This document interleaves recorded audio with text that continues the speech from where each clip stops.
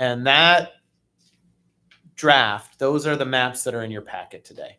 So those three maps, one is this map. This is in 2012. This is how the city was zoned. It's on here, but it's also in your packet.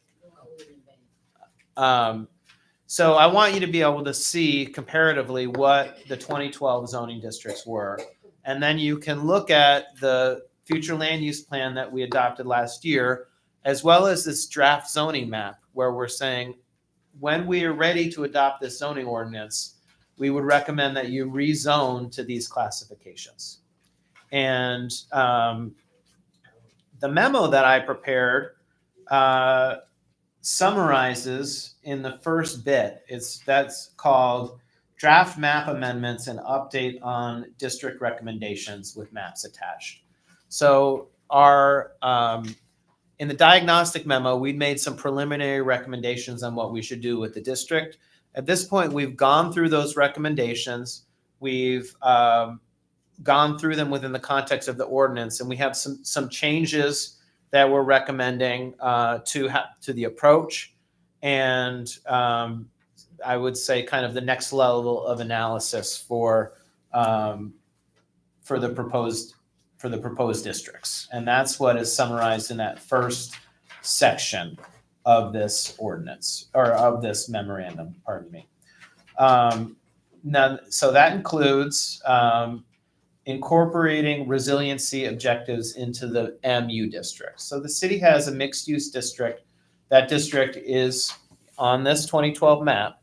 One of the things we talked about potentially doing was expanding your parks district to align with the harbor riverfront classification on the future land use map.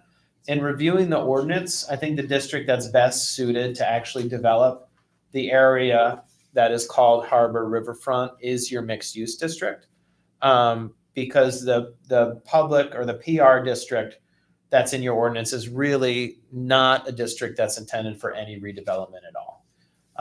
So I think that we can take those resiliency objectives that we talked about incorporating, and in truth, like something that in your zoning ordinance, you already have marinas that are accepted, as part of your mixed use regulations. So that district's kind of already set up to develop your harbor and waterfront area. So I think what we need to do is expand that district and make the mixed use district align with the resiliency objectives. I'll pause. So just along those lines, will the new description for that district continue to specify the requirements for PUD within 100 feet of any of the waterways? Wow. What is PUD? Planned unit development. Planned unit development. That means that the planning commission has the opportunity, if the development is a certain size, to be reviewed and to make sure that it will be a good thing to have next to the river or the lake.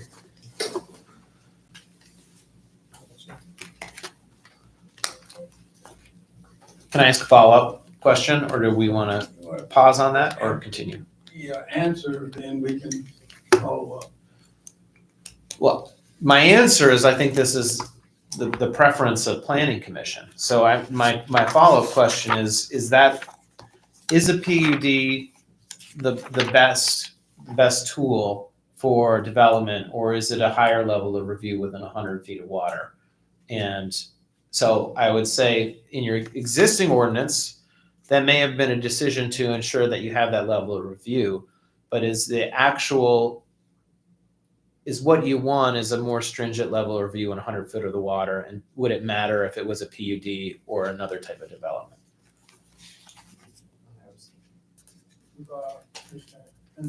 So my thought was, we had an issue where we had written into the ordinance in 2012, the section that required a review, and I believe it mentions specifically PUD, but within 100 feet of the rivers, the canal, and the lake. So obviously, not every development along any one of those water bodies of water would necessarily meet the requirements size-wise with the ordinance, but we want to make sure that we would trigger a review of the development and whatever the most effective way to make sure that it's perfectly obvious to everyone who looks at the ordinance that no development can take place along a river or the lake, and I would add Ox Creek, without review.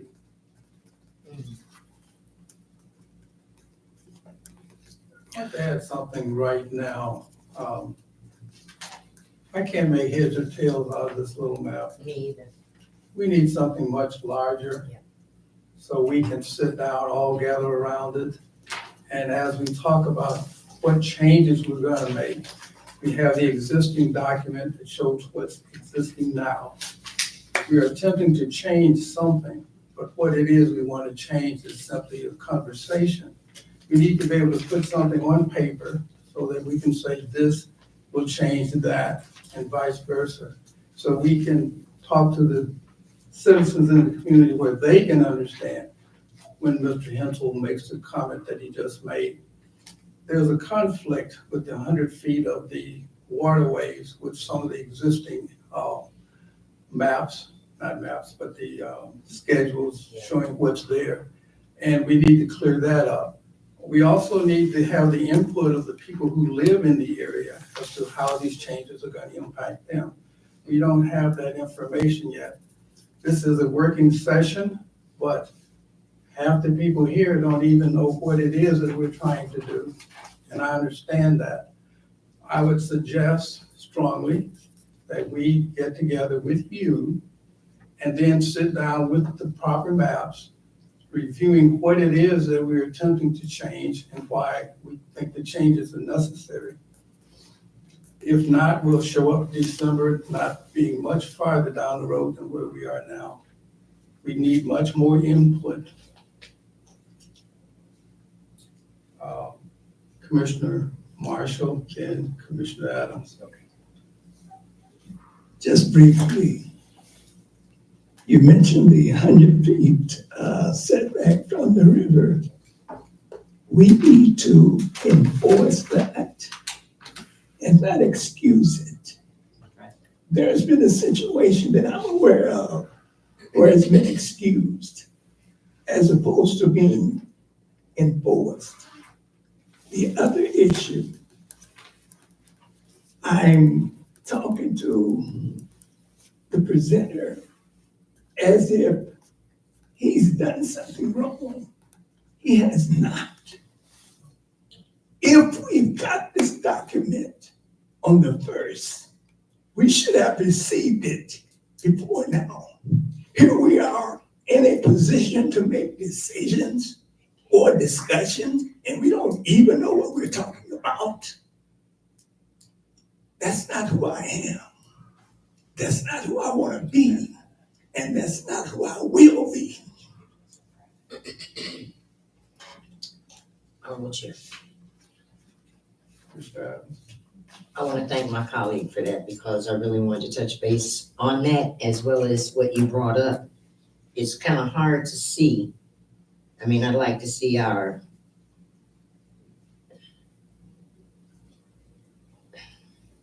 roundabouts, something down Main Street. You really can't see or tell what Main Street is.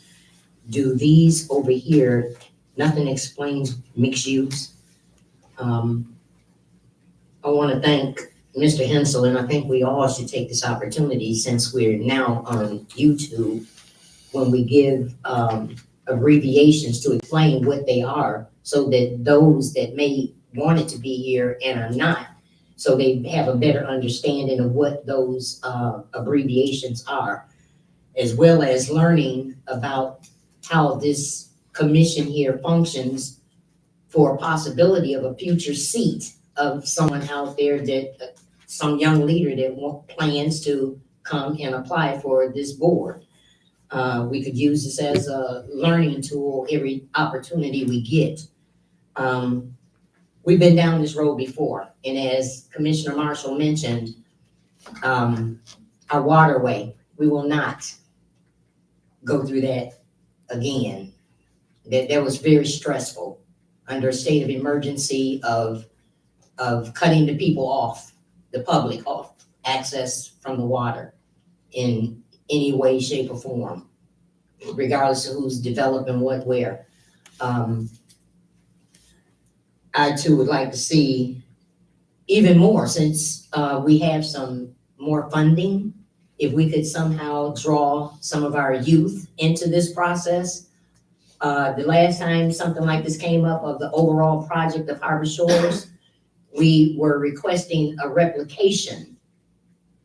There was one being made and is one created now, but it's not here in City Hall where the people visit to see, their fair city. This is something historical that's going on. And I think that we can draw our youth, future leaders, into being a part of the process of some type of replication. Thank you, sir. Commissioner Bell? Thank you, Chair. I don't have very youthful eyes, but I am having a problem seeing this too. Is it possible to do like an overlapping map as we compare what was and what is? Which, I don't know, may have to be 3D, may not, but as we are comparing the two, like maybe just use different colors or a darker color at the bottom or something, just so we can Compare. kind of see the zoning. And as we're helping to develop this future land use plan, maybe we can do, if it has to be the size, if it can't be something bigger, maybe we can just break it up in like quarters or sections, so we can actually like see like a overhead view. Like a Google map view, almost like you can see the street like a real street view. And thank you, Commissioner Adams, for bringing up that we are live as well as we are speaking. It would be phenomenal to have a link during our meetings to like the Best Bend Harbor plan, so people can kind of stroll through while we're talking and get familiar with the areas and what we're talking about, just in case people have comments and they want to weigh in, so that we're hearing from them as well, for people who can't attend the meetings. And maybe even, I know I keep asking for this, but when we're presenting, could we come with some visuals for the screen so that we can look up and maybe share the screen virtually? I just think as we are looking for community input, I think it would be great for them to have an overview look of the riverfront as we're discussing it, or their neighborhood, or where their business is. This is really kind of hard to decipher. I'm in it and I'm learning, but I want to make sure that the individuals who we are representing are also learning as we learn.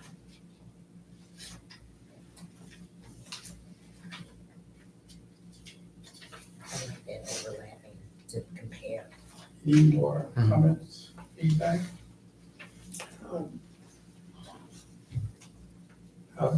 Yes, sir. I would just like to offer here, remember this month began with an election coming around, and that kind of changed everything in terms of what people could get out and that kind of stuff. But also as we go through this, because we recognize that you all don't do this every day and you're not expected to remember every detail of everything. We want to just work together and work through this. When we mentioned, for example, about the PUD, recall that when we first went to deal with PUD on Project T, the PUD had a minimum size of 5.7 acres, I believe it was. And we changed that to 1.5, which is about the size of an average city block. When you mentioned the 100-foot, you said setback. He didn't say setback, he said within 100 feet of the riverfront. But we'll just continue as we're doing, we'll work through it all. And then, just bear with each other. But one thing we do want to keep in mind, because we cannot allow this process to do like the process went in terms of doing the master plan. We did so many different backup sessions and meeting with people, and we ran out of money. Because originally, the zoning was to be part of that, but we had to find additional money. We don't have additional money on this. We've got to work this into a process that goes through what we have outlined and get this job done. This doesn't require every individual out here to agree with one piece. Part of that work's already done. What we're doing now is finalizing it. With respect to that too, I might say that we need to keep in line with what the plan was adopted. So if we come up with great ideas and maybe they're not in the plan, I think we could tag those and say, look, this can be an amendment. This can be something that requires additional public input. At this time, though, that's not an idea that was in the plan. So I think if we stick to the ideas that are in the adopted plan, we can make a good faith effort to include the items that we promised residents we would do when council adopted that plan. Commissioner Adams. Thank you, sir. I'm just thinking about the youth and the workforce that we don't have and haven't had in quite some time. About the youth being drawn into this, because it could be a very educational component part of them learning what Mr. Oh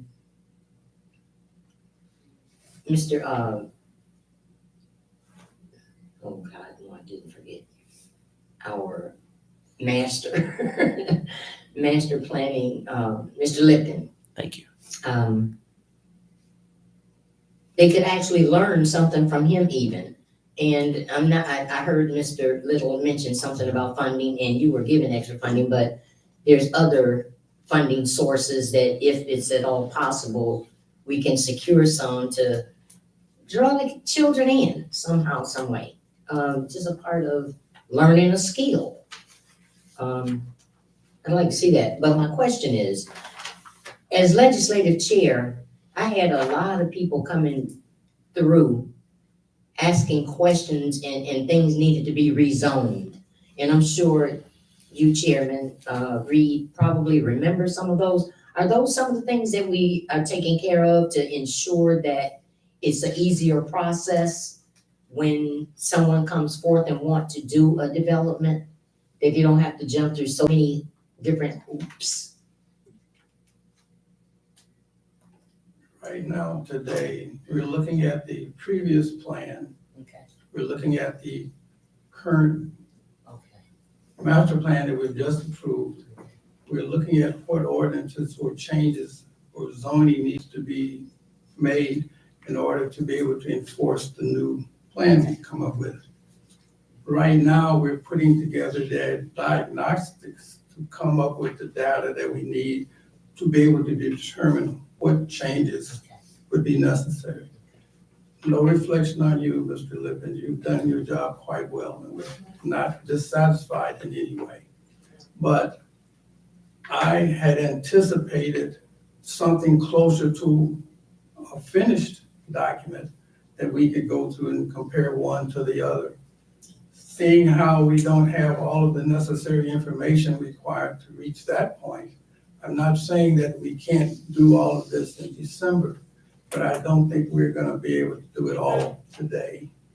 So when I mentioned that I would like to meet with you, there's some other information and data that I think would bring us closer to where we need to be. They don't have access to this information, so I'm not gonna mention what that is now. When we make it public, it will be very clear as to how we arrived at it and the intent of doing it the way I would like to see it done. We've had many people coming for us indicating that it takes months, occasionally years, to get anything done in the city. The process of identifying a zone and what's permitted in it to be something that's very simple for anyone who can utilize a computer. So once they understand what it is they want to do and what's allowed in their zone, put it in a form that they can come back and say, okay, I think this is something I would like to do. And I have all of the basic information that I can do it. And one of the issues that I've come up with is accessory units, people taking sheds, attempting to convert them into houses. And that's one of the other issues that we need to address. Because I'm looking all over the city and I see little sheds. I'm also seeing people with containers in their backyards, thinking that they have something they can rent out. These are the type of things that we want to discuss. Marijuana use, hookah lounges, all of this type of thing, social districts. This is new for us. So when we start talking about we're gonna change things, okay, what's existing now? What would be the benefit of the change? And in what areas of the city we're gonna allow it? This is what the current zoning ordinance shows. However, there's a more up-to-date way of doing that. More pictures, more illustrations, simpler charts, color coding, things like that is what I'm talking about. The technical aspects of it, PUDs, TIFs, those are things that we've already discussed. We know how they fit in and where they should fit. So that, I'm not sure we're gonna come to all of these conclusions today, but before December, I think we should have the majority of them settled and out the way so that we can have the meeting that we should have had today. Well, the purpose of the meeting today was to discuss the maps and then the issues in the memorandum. The overall, the document, we were not intending to bring a document to the meeting today. I am working on a document and potentially we could have that discussion in December. But we can talk again about the schedule, but I just want to be clear, there was at no time was I planning to bring a full document to review for Planning Commission today. I would not have been able to do that. And I come through on the promises I make, like pretty clear about what I'm able to do. I would not have been able to bring that document to you today. To be productive at our next meeting is, I'm gonna make this publicly, we need to meet and discuss how we're gonna do what you just said. Okay? I love that suggestion. I would suggest possibly maybe appointing a subcommittee of Planning Commission to meet with me. And that possibly we could do that over Zoom. Because I think we could have a longer discussion of this as well as, preparation of materials for December. And I think if we go into January, that's okay. We were urgently going through this process, but I do want Planning Commission to be prepared and ready for every discussion we have. Commissioners, is that agreeable to me? We'll discuss it. What is the timeline? Is there a deadline? And when is it? And my next question would be, because when this started, I don't think that it was a large portion of it, but a lot of the meetings that I've been sitting in and listening with the Justice 40 initiative and the decarbonization, it came back to my remembrance of, I was trying to figure out a way as economic co-chair, how I could utilize solar, not so much as solar, but a wind turbine on my home. If it would cut back on, because we live on a lake that a lot of wind comes through. And if it generates or has the ability to generate and save on energy of a homeowner that chooses to, then that homeowner should have that option to save on their energy. We're gonna get back to Zoom. I'm just saying, when we get ready to have those discussions while Mr. Lipkin is doing his research, to not leave that out, those type of things out, please. Thank you. Commissioner Henry. Thank you. I noticed that there's inserts from South Bend, Indiana, and this is verbatim what South Bend, Indiana does in their That is a model That's which just a we model. pulled and included for discussion today. And Okay. that is a neighborhood, they call it it's a zoning overlay, the Northeast Neighborhood Zoning Overlay from South Bend. And it's an example of what we would term and discussed in the West Bend Harbor Community Plan as middle housing. It's a middle housing overlay. So the purpose of that, and it is recommended in the community plan that a similar approach be taken. So we wanted to show an example of an ordinance that did include that. And I understand Jeff talked with you guys a little bit about that last month. So we wanted kind of thumbs up, you know, are we liking this? Is this something that we do feel like, you know, still it does align with the recommendations in the plan and we still want to move forward with it. I want to clarify that. The mission of the South Bend Plan was the manner in which they laid out the visuals to make it very clear and simple to understand what it was. So it wasn't that we wanted to adopt their plan, no, that was never the intent nor purpose.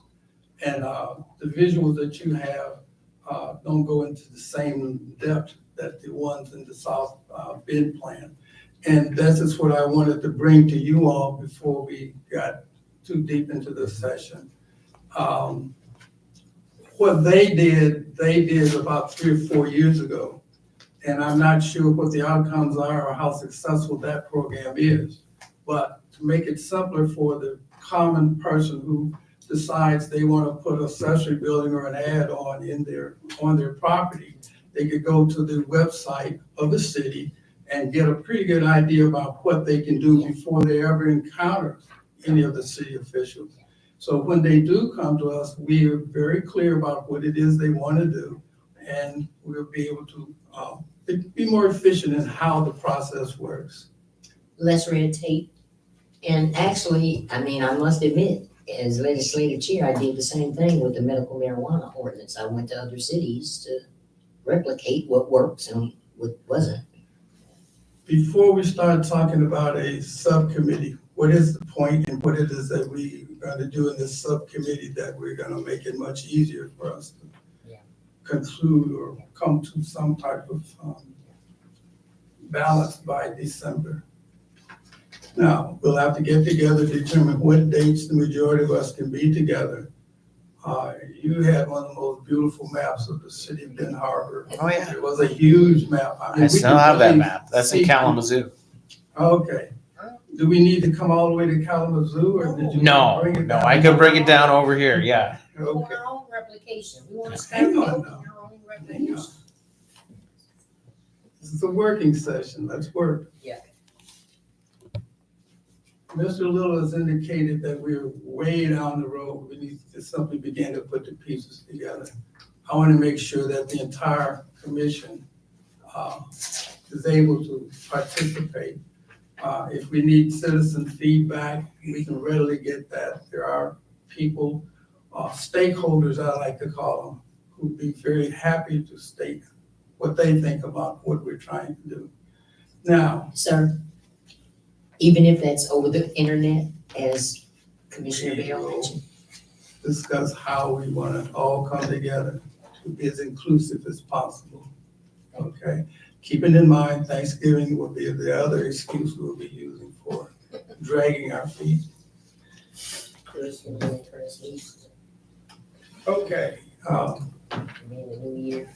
Alex, I'd just like to mention also, I sent a copy to all of you of the preliminary housing plan that U of M did. It also touches on these same areas, and it'll be very helpful to you to review that and be prepared to understand, because it deals with all of those subjects. You sent it to us already? Okay. Commissioner. all of you get it? I did. You I did. got it. When you did. So my comment was that this actually, the link to all of this information came to us on Friday. Really? Yeah, it's buried in the agenda. Who sent it? So if you didn't see a hyperlink in the agenda, then that's why you missed it. I did happen to see it. It is very difficult to read these maps. And They- small scale. The So- maps, sorry, That's a problem. And the maps sure we are can fix prepared. that. They are prepared on 11 by 17. So I don't know if the city is able to print 11 by 17. But if not, they could be printed at a bigger scale for everybody. But they also can be viewed on a computer. And, and also very easily I could make bigger versions of it. It's just a question of resizing. But I find 11 by 17 maps to be legible. And so the intent was that these would be printed on 11 by 17. And then I wanted, Mr. Chairman, if we could, I'm not sure what else would be on the agenda in December, but to plan to not have the formal meeting as a formal meeting, but to have a working meeting where we're working around a table with maps and having this conversation. This format does not really allow us to have full-on discussions and to consider each other. We're each allowed to speak, but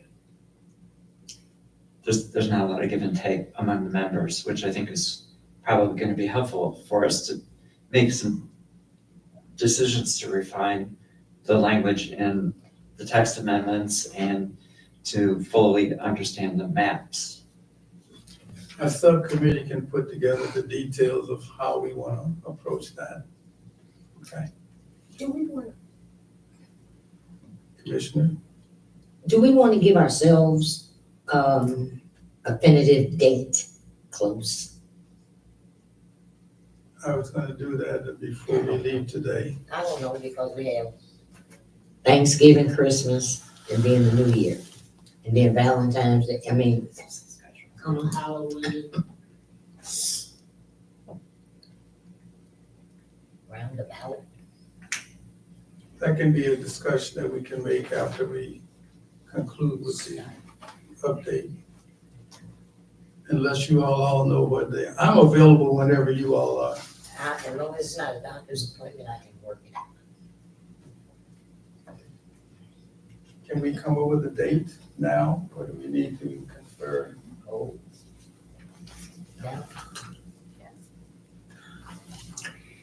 Could we allow Mr. Nippens to finish his update? Yes, sir. Well, I would suggest, since it has been, we've discussed that there's a lot of information in these materials, and we want to have time to review the materials and provide meaningful comment. With the committee structure, it is possible for members of Planning Commission who are not on the committee too to provide comment. So I think that if there is, if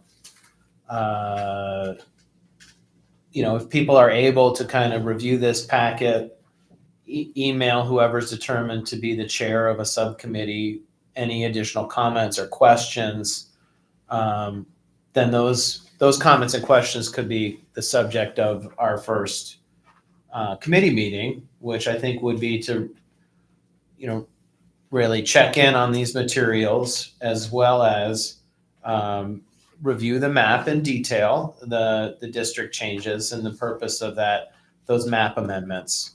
And then we do have a first draft of the ordinance prepared, which we are working through a line edit of. So with respect to by example, the question of the 100-foot rule and the PUD rule that's in the existing ordinance, we would not be aggressively changing anything that we haven't identified to change. So planning commissioners, with your expertise, as long as something is aligned with the master plan, we could make additional changes. But the purpose of the amendments that we will be proposing are only the ones that we've communicated in the memorandums to date. So like, for instance, even today, the concept of marijuana lounges came up. That's not something that's been identified in a memorandum to date. So we would not be looking to add marijuana lounges as a permitted use unless you're doing that in some other process, right? We've already done that, and actually we hand wrote what the requirements for the district and the use table. We actually numbered and hand wrote additions to the zoning ordinance that are not present in the printed copies. I'm not sure what meeting that was, but we had the city attorney here. We needed to do some of that work to expand that section on marijuana use, and that was 2018, I think. Yeah. So I'm not sure if you have actually what the language should read in the ordinance. So we won't have to go over that. All we really need to do is decide which zones it fits in and which districts it fits in. And then a specific comment about commercial general.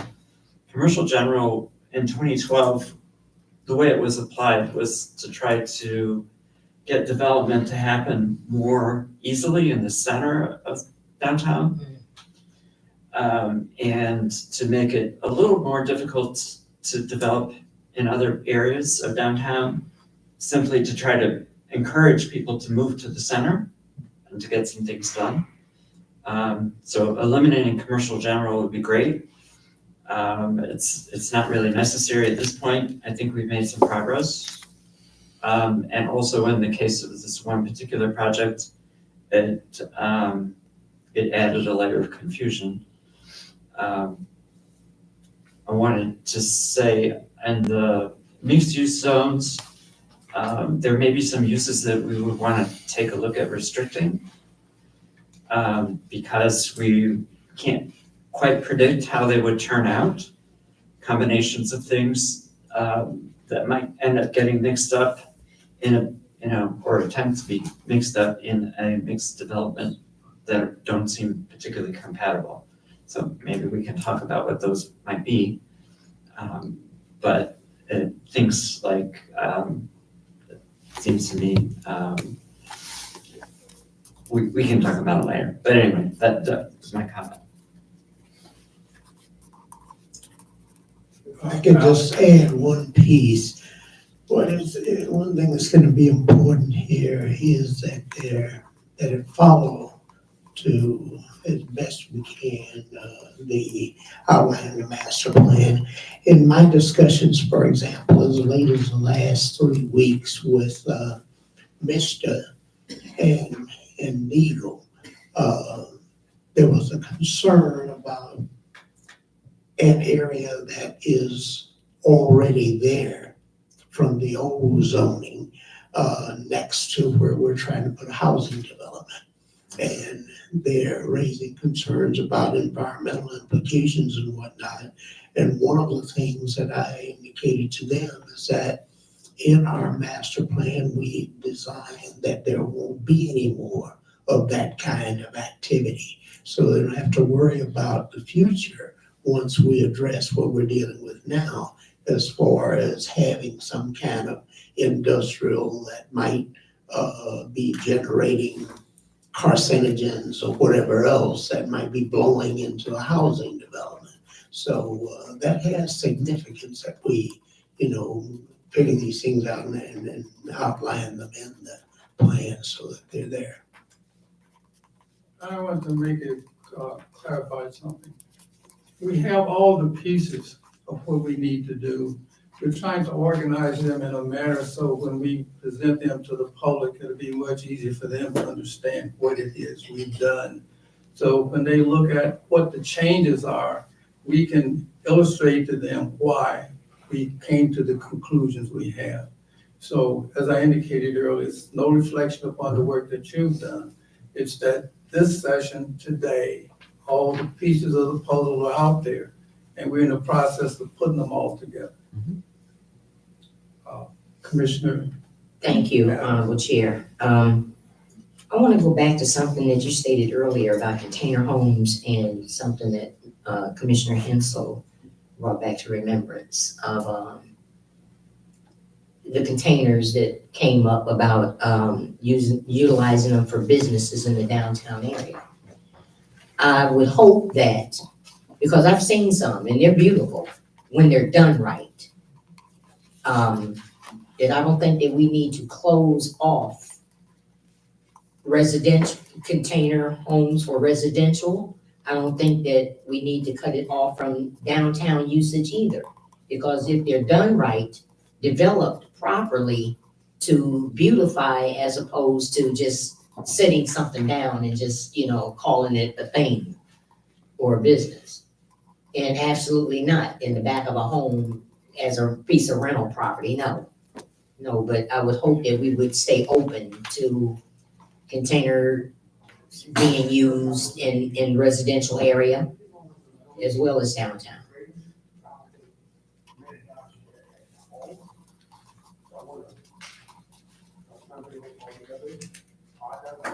I could just offer a comment.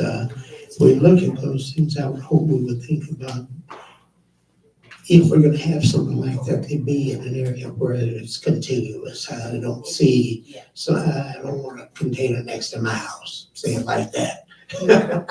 I would like to totally agree that it should be in a contained development in itself. If we have some homes that are possibly going to be torn down in an area where there's already a lot of vacant properties, so to speak. That would make, not quite, but that would make more sense than putting them somewhere else. But let me share a piece of information, a piece of knowledge that I received from somebody from another country on a call. And they did see, there's something about concrete and container homes made of the substance that it's made of. See, we spoiled Americans, but we don't realize how real climate change is. Put some green tomatoes in a cardboard box and set them on the floor. And take some green tomatoes and set them on the concrete. And I'll let you evaluate what needs to happen. Okay, moving right ahead. Commissioner Johnson. So I do see in your document on what looks like page 2, where you're listing different uses. Is it possible, since this is actually an ordinance that will change ordinances, can we not list container homes along with bungalow courts? So that, again, they would be in a specific type of arrangement, but we're adding tiny homes or bungalow courts if we agree to this particular thing. So maybe that's a place we could add them for residential use. And I still believe that containers have a place if they're designed, the development is designed properly. For at least transitional uses in downtown and in the neighborhood commercial districts. To add to what Commissioner Hensel just said, on page 3 of the permitted uses 2.4, we talk about shipping containers to be used as building materials. Where is it? On page 3, but it's under 2.4 permitted uses.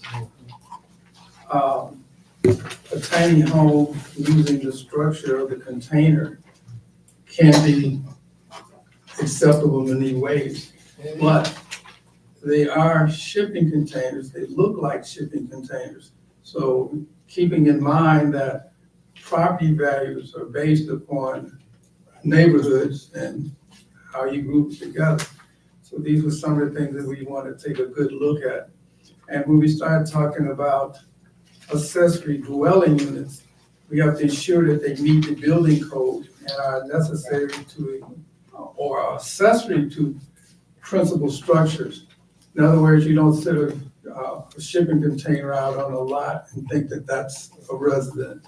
So that's one of the issues that we have identified and something that we need to be well aware of. Also, open air storage. People put shipping containers all over the place used for storage. Are we gonna allow that if that's a shed, Okay, or how do we use these materials? Yeah. So these are some of the issues and Okay. things that we wanted to, take a closer look at. and that will.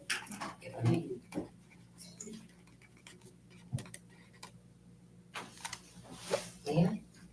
All right, okay, thank you, Chairman, for pointing this out, because all of these things need to be taken into account in, special ordinance or use or in whatever form or whatever that looks like, yep, definitely needs to be in place. I agree. Commissioner Bell? Thank you. Thank you, Chair. Back to, the front of your memo, Paul. We're talking about incorporating resiliency objectives, into the MU district, the mixed-use districts. If we are consolidating certain zoning districts, how will the changes affect, the public, the residents, and the business owners? Is there a way to, I feel like we're overlapping the maps, we'll be able to see more, but could you kind of be specific about that? And I do have a follow-up question on if we are, well, I'll let you answer that one first, sorry. So, for the question of residents, what would be the potential impacts on changes to residential districts as we make ordinance amendments? I think the big one is the way that middle housing could be permitted in the residential district on that map. So you have on the 2012 zoning map, the RS single family residential district. And what was supported in the master plan was incorporating more middle housing types into the residential district. So thinking about permitting duplex, triplex, small apartment buildings, and bungalow courts. And that kind of terminology has come up a few times with respect to container homes, but there's also, traditional architectural styles for those types of uses. And essentially that's single family development on, what would wind up being in Ben Harbor, 2 to 3 residential lots would be required for building that type of a courtyard, single family development. So those strategies are included in the Best Ben Harbor Community Plan, and implementing those changes to the RS district are what is described in the memorandums, which we've been kind of reviewing from a strategy perspective. And, also reflected in that list of permitted uses, things that we'll be looking at updating in the use table. There is also a neighborhood mixed use category, which we've recommended be retrofitted into the local commercial district. So this would be kind of a revamping of the CL district, which would, based on the amount of land use that was described as CL in the 2012 plan, the map amendment that's proposed would, vastly expand the CL district within the city, and it would become what would be what I would describe as a neighborhood mixed use zoning district, which would also permit middle housing, but it would also be permit mixed use development consistent with providing neighborhood services and entrepreneurship opportunities around the city's neighborhoods. So it does correspond to the future land use plan. I also think that district is in an appropriate use for some larger or more intensive middle housing opportunities, some more apartment buildings, like your 12 unit apartment building to 24 unit apartment building. We can talk about the triggers in terms of what the appropriate scale and sizing of different unit types are by district, but that is kind of a big shift, is the the CL district becoming a more prominent district in the city, but because it will also be more inclusive of residential housing types. Residential housing, what? Types. So those middle housing plan are renderings in the master plan. Thank you, Chair. So I hear you talking a little bit about how like the development phase of MU, but I also want to kind of know about the balance between like the existing developments or the forthcoming developments, the existing businesses, and what that looks like for environmental preservation. And do you have an example of like what's on the new zoning map? 'Cause I'm sorry, I just cannot read it. I'm really trying, like, what in that question differs from the current map?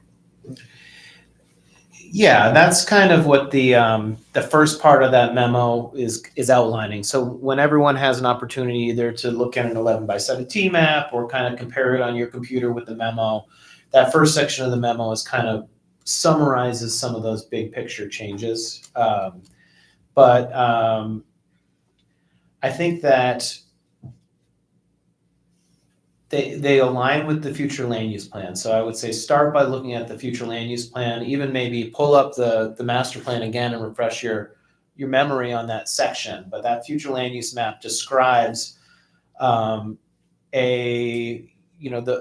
the functional order of how different land uses are recommended within the city, and the changes that we're recommending to the zoning ordinance will align with that.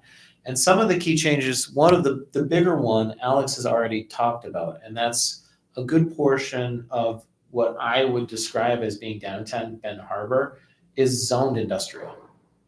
And that, I always kind of look back at things. I'm like, how did this happen? And it's not necessarily a bad thing. Like, industrial is very productive uses. The harbor area was historically an area of economic production. And whatever happened over the decades to get that to happen, it's not necessarily the highest and best use of the property now. Housing and other types of downtown commercial uses have a very high economic ceiling, would be extremely productive, and the city has developers interested in utilizing that property for that. So this is a recommendation that has, is not new to the last master plan. This is conversations the city has been having for decades. It is reinforced and was reinforced in every public discussion we had throughout the process. And it is the adopted future land use plan for the city now. Moving forward with rezoning some of this property to permit this type of mixed-use development is recommended by the plan and a step that the city could undertake through this zoning process. So that is something that, has a well-documented policy process and is ripe for action. Additionally, one of the bigger changes was also highlighted by Commissioner Hensel in the discussion today, and that was the downtown central business district. In the 2012 zoning ordinance has a relatively small comparable percentage of the city dedicated to the central business district zoning classification. From when you're walking around, much more of the city seems like downtown than is in that district. So we've recommended the expansion of that zoning classification to align with the area that's defined as downtown Benton Harbor or regional center in the master plan. So those two changes, along with the two that I've already mentioned about retrofitting middle housing into the single family district, as well as modifying or expanding the purpose of the local commercial district. And just to kind of harken back to where we started the conversation, I mentioned that the district that the city currently describes as mixed use, M-U, is the one that is most appropriate for sustainability initiatives and the harbor front district. And that is a change from prior memorandums I've issued because it involves kind of the analysis of how the existing ordinance functions, the way existing land use is currently zoned. So by amending that district, we will actually be able to keep many districts that are currently in that MU district still in MU. But we'll revisit some of the environmental considerations. Commissioner Hensel, then Commissioner Adams. Could I just a minute, I'm gonna have to leave at this one, got another meeting.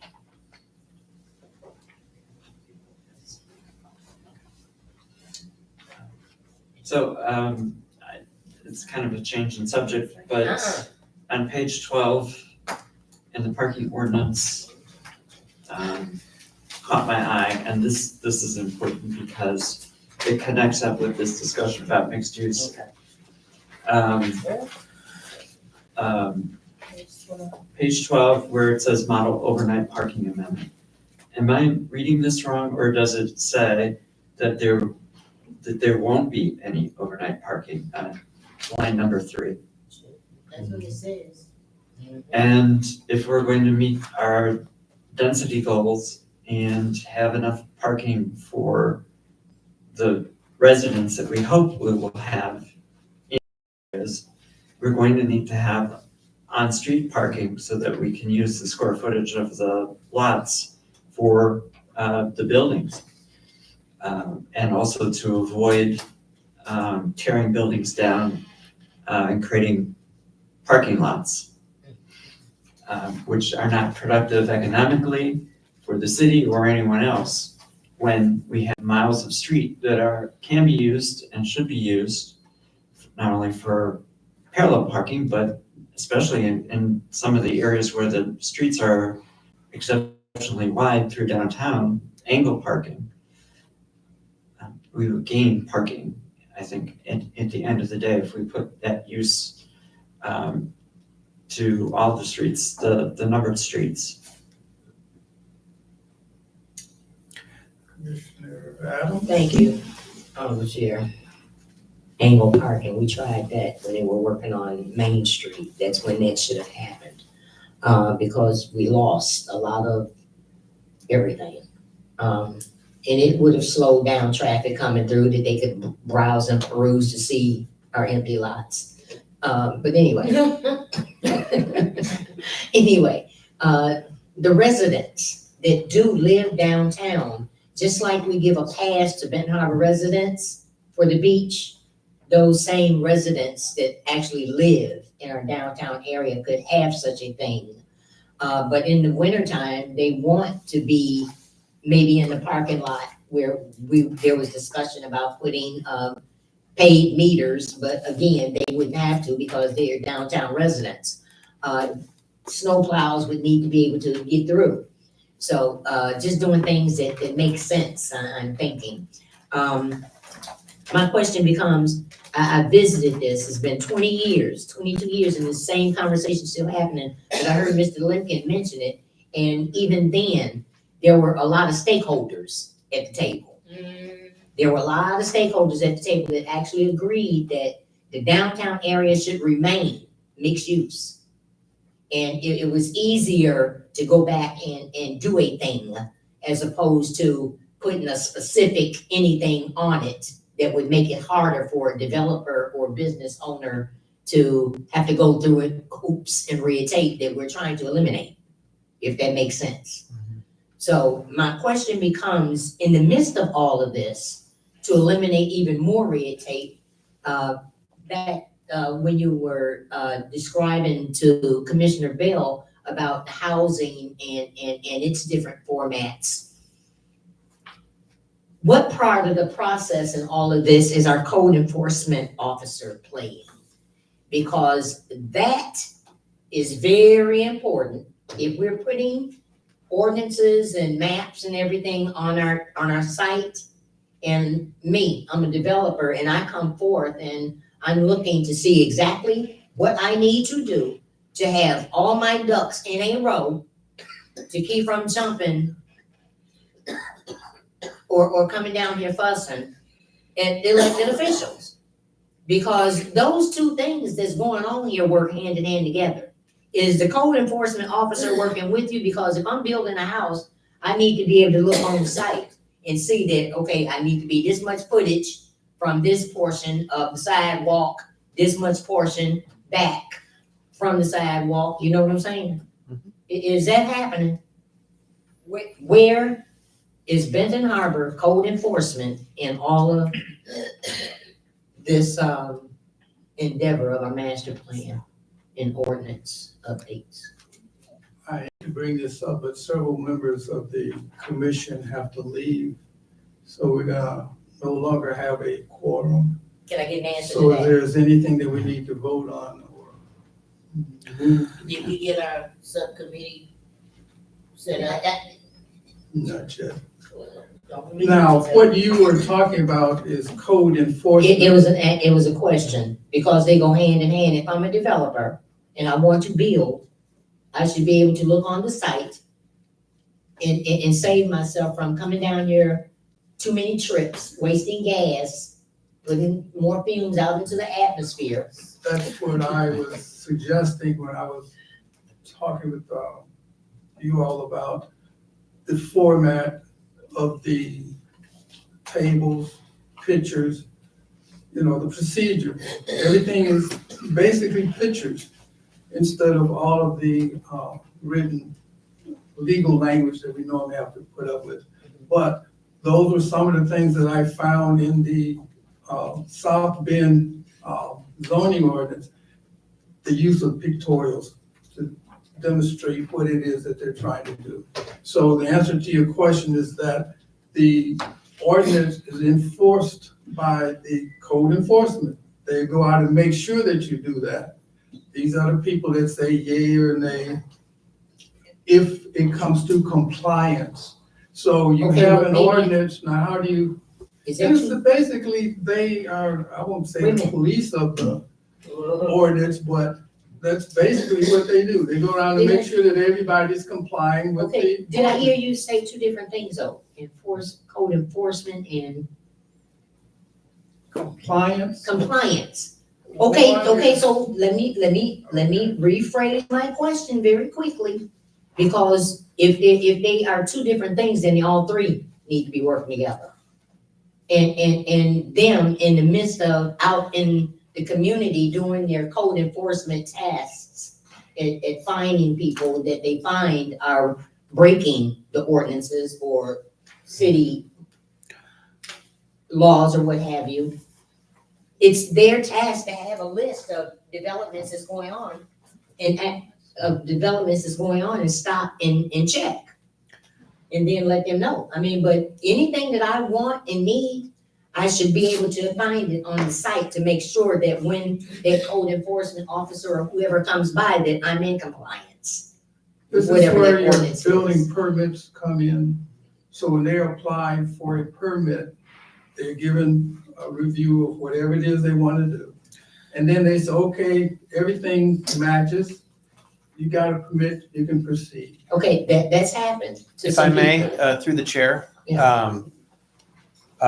we will not be fundamentally changing the role of the code enforcement or zoning administration in the revision of this ordinance. However, some things like a setback might change. And if you, I think the next step in this meeting will be to set up a subcommittee, which I recommend not more than 3 commissioners be on for a quorum basis, and that city administration would also participate, which would allow Alex to invite your code enforcement officials to participate if, you know. Yes. So I think it's been a great discussion. I understand some planning commissioners have to leave, so maybe you guys should set up a committee of 3.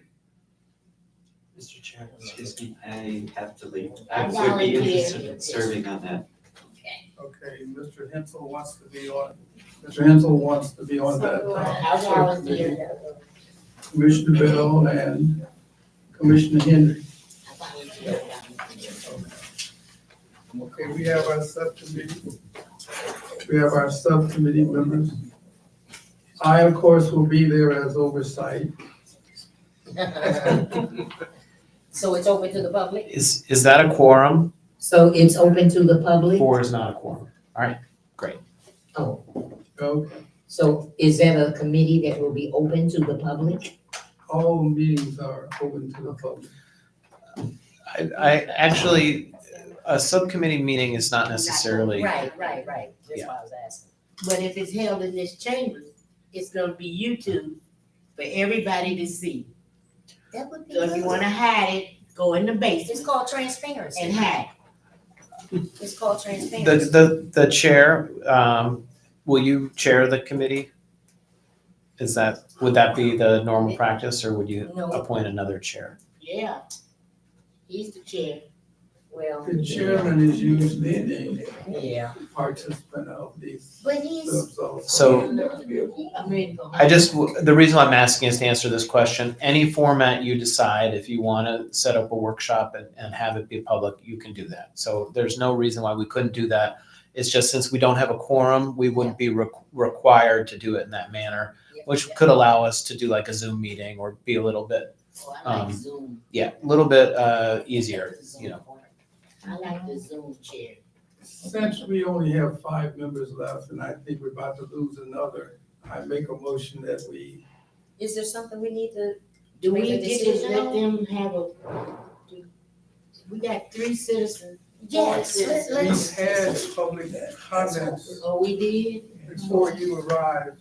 Oh, but you, Backwards, you, huh? you closed it out so quickly that they didn't even get a chance to breathe. yeah, backwards. That's all right, backwards. Mr. Marshall, are you able to stay until we can get this final thing out with you? No. I do have one question.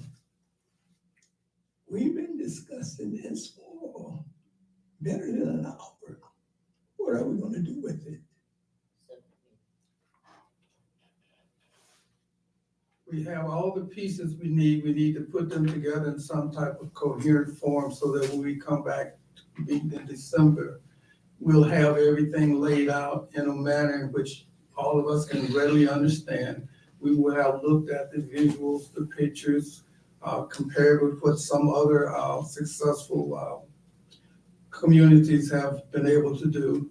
And we're going to put that all together, and that will be the package that we're gonna present to the public. Say, this is it. If everybody agrees, then this goes before the city commission, basically, and you all approve it or not. But we're gonna do nothing with it today. We've done quite a bit today. We really did quite a bit, Yeah. As far as moving it forward, yes. we did. Everything we need to basically do is here. We just need to put it in some type of coherent form or format for the general public to understand what it is that they're gonna be, Paul, help me here. Well, we're gonna do a subcommittee meeting. I would say I don't know if there was a vote, but there was consensus on the members of that committee. And we discussed, for the rest of Planning Commission, you may submit comments on the materials today by email to the chair. We will consider those comments at the committee meeting. We have the memorandums and the draft map that have been prepared. We are working on the text version of the ordinance, which we will be prepared to discuss in committee. We can make a decision in committee whether or not we want to meet multiple times. If you decide you would rather come in January than December, we can communicate that at the December meeting. But the schedule was to develop a draft for December, and then Planning Commission can determine when you want to set public hearing, whether that's January or February. I think there is time in this process for you guys to process, think about the document, and make sure that you're prepared for setting that public hearing. Mr. Chair, answer your question. I'll be leaving in 10 minutes. Okay, can we give our, a moment? Thank you very Did the public have any questions to our consultant? For introduction. Or note, I mean, you could take public comment, I could take notes. Okay. Yeah. Did you have a public comment? I just, as someone who's, Would you step to the mic, please? Identify yourself and push the button. your question. My name's Kelly Pruitt. I'm one of the residential builders currently building in New York City.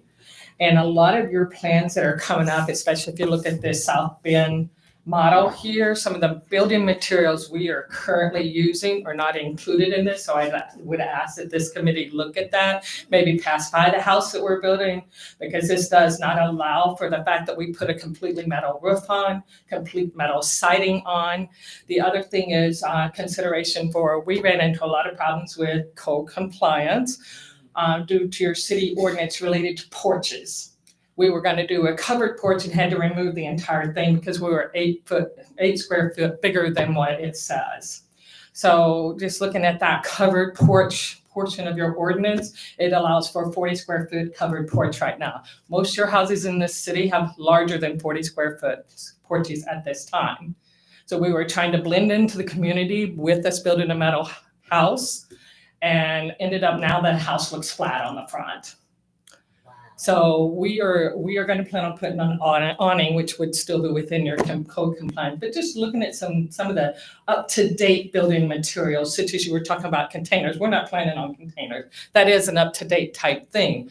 But the houses made out of metal have so many benefits. I mean, there's a less fire risk. If you have fireworks, you're not going to hit the roof with a firework.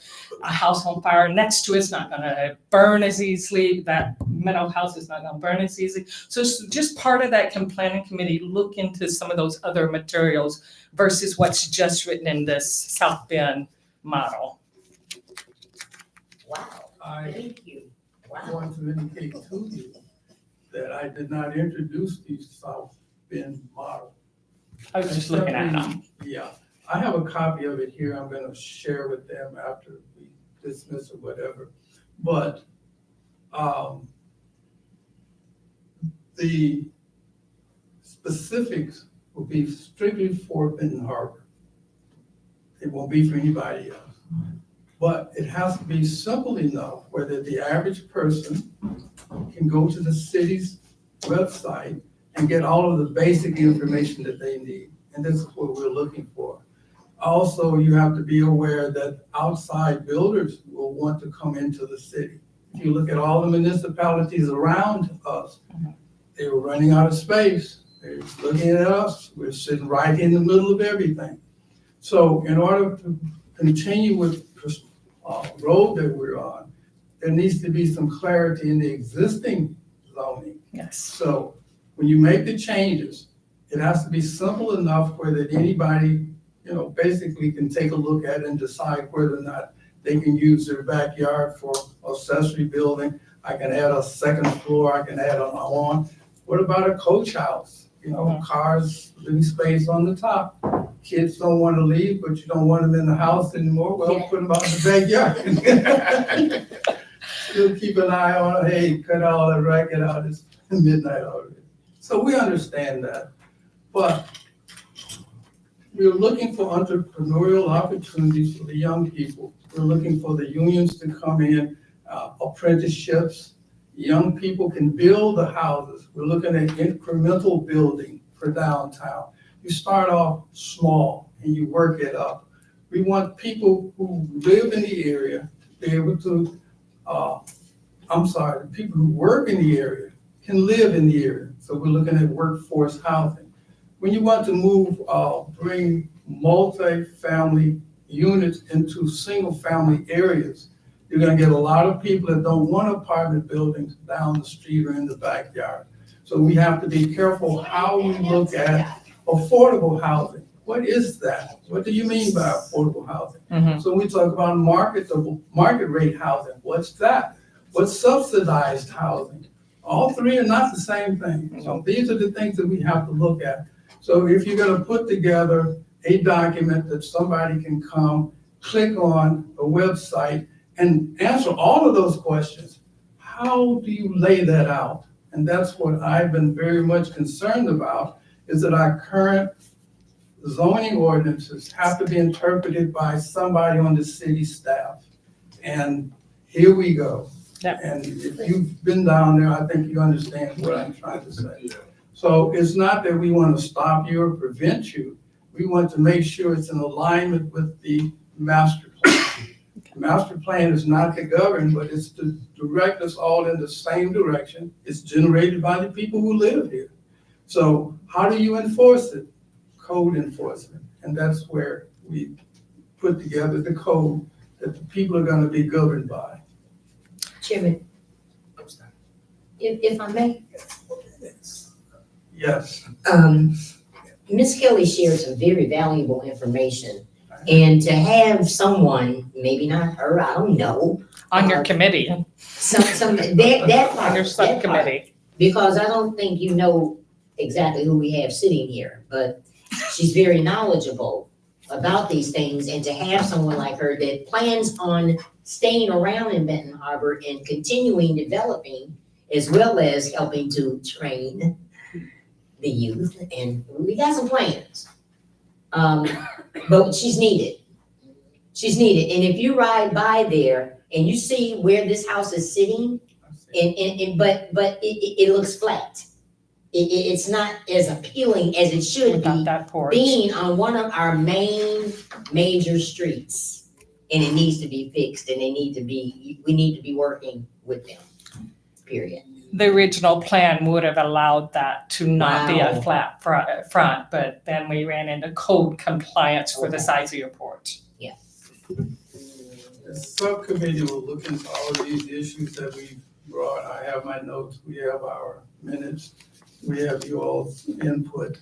So I would like to thank you for your comments. We'll be back. We're not going anywhere. We still have enough of us to make a motion to adjourn. Make a motion to adjourn. I second. Wait, We make a motion to adjourn. gentlemen, Motion on the floor. Motion on the floor to adjourn. Did you want to speak before we call for the vote? Yes, sir. Hello, everybody. Can everybody hear me? yes, Okay, so I own a building at 456 South Fair Avenue. I think it Your was name, please? Joseph Bullocks. Yep, and so I own that building, got it 2 years ago. We was using the building, when we bought the building, it was a event center. And that's what it still is today. But now we getting ready to go through planning commission again.